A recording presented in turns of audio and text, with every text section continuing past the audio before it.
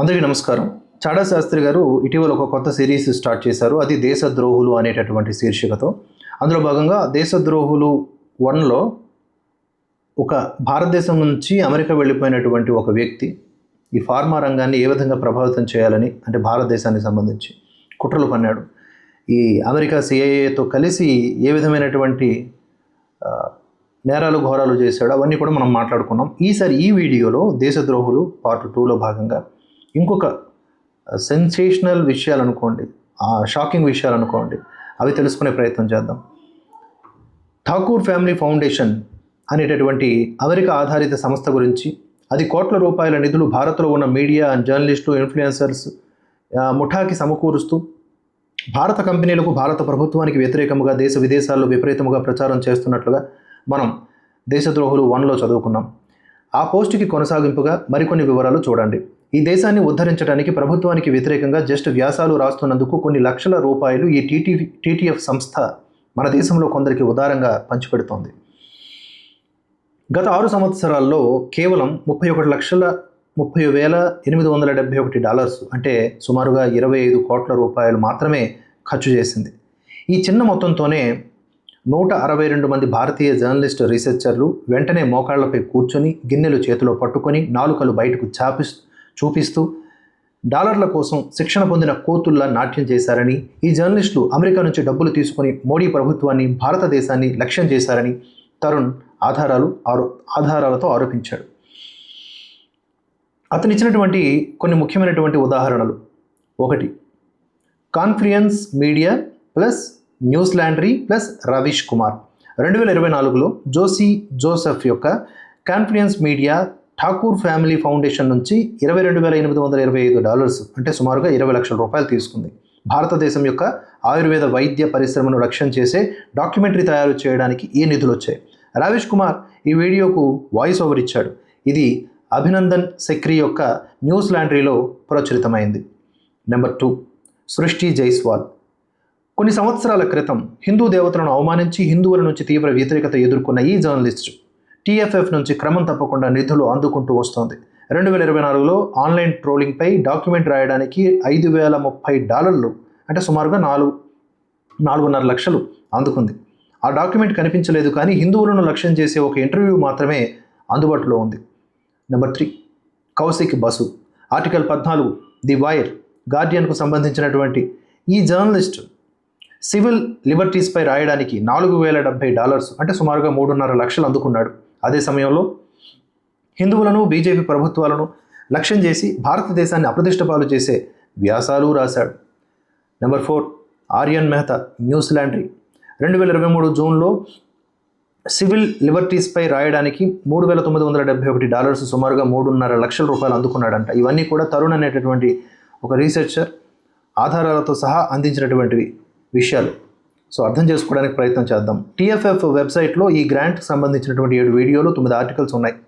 వీటిలో ఆదాని, మణిపూర్ వంటి అంశాలు లక్ష్యం చేసినవి ఉన్నాయి. Number 5, the wire.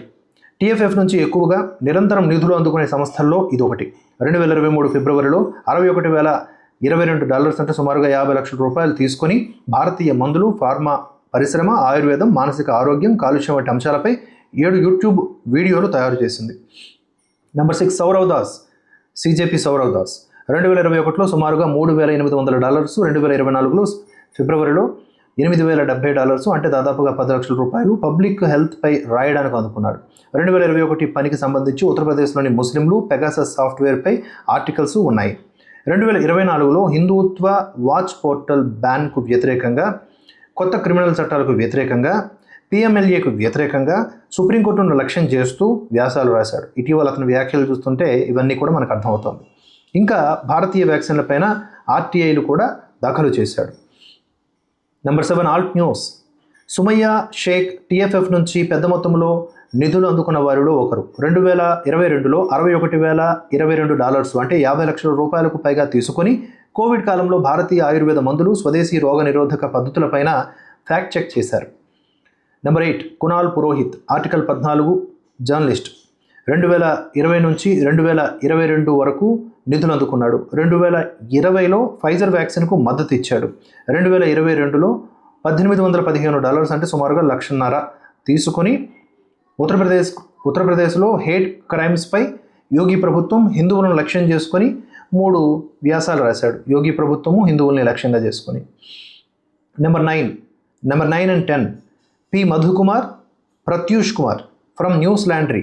వీరిద్దరూ వేరువేరుగా సుమారుగా $5,000 నుంచి $5,400 అందుకున్నారు. TFF వెబ్సైట్లో పేర్కొన్నటువంటి ఆర్టికల్స్ సివిల్ లిబర్టీస్కి సంబంధం లేనివిగా కనిపిస్తూ ఉన్నాయి. ఈ డబ్బు అభినందన్ సిక్రీకి చేరిందా అనే ప్రశ్న వేశారు తరుణ్.